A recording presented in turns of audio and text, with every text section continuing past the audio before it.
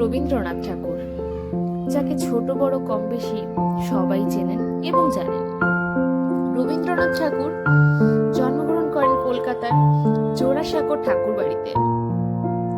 তার পিতা ছিলেন ধর্মগুরু দেবেন্দ্রনাথ ঠাকুর। তার মাতা ছিলেন সারদা সুন্দরী দেবী। রবীন্দ্রনাথ ছিলেন পিতামাতার চতুর্থ সন্তান। তিনি ছিলেন একাধারে বাঙালি কবি, ঔপন্যাসিক, সঙ্গীত স্রষ্টা, নাট্যকার, চিত্রকার,